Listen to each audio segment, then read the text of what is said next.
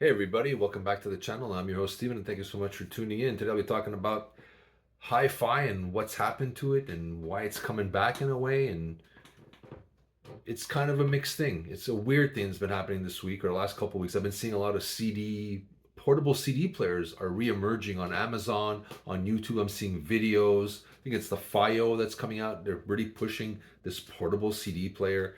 And at work, I have a colleague who's much younger than me, half my age, and he's been talking lately about getting a turntable, and I'm like, well, you're always streaming, you're on your phone. And he goes, you know what, he goes, it's not the same. He goes, when you went out last week and bought some movies and came back to work, you were like holding it, looking at it, it felt something. He goes, that I want that.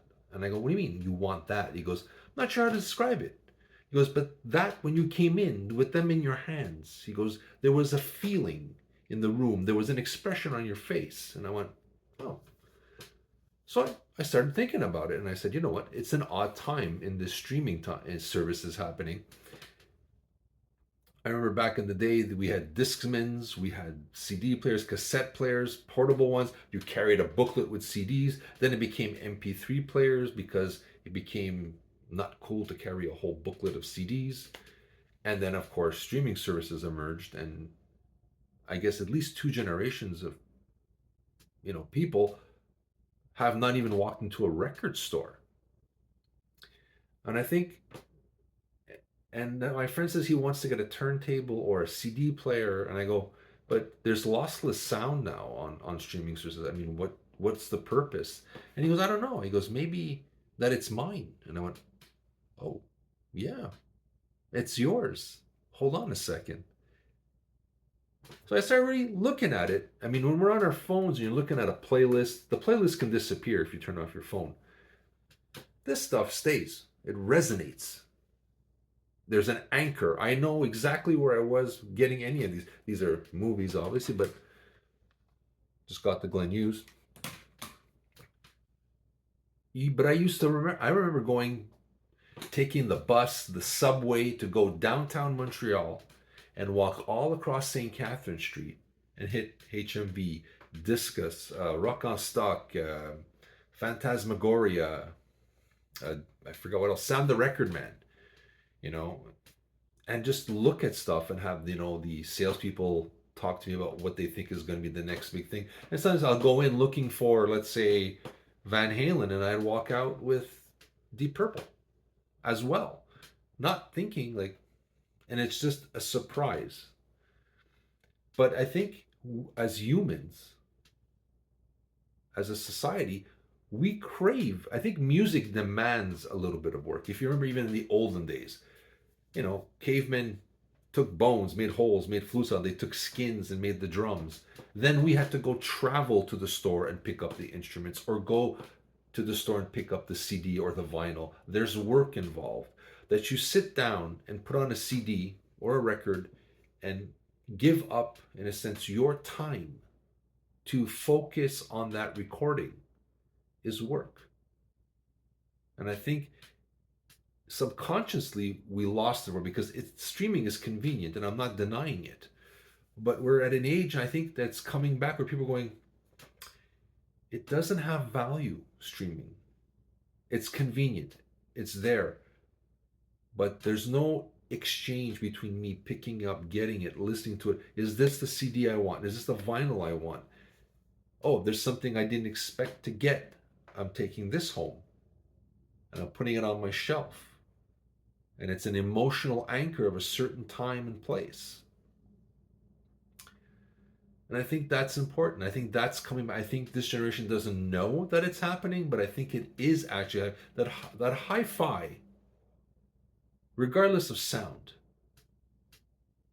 it's the exchange between time, work, taking it out of the simple as this.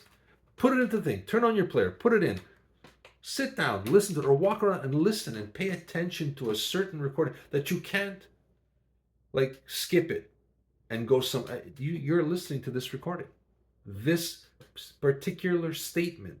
You are giving your time and effort, and therefore it causes a connection and becomes real.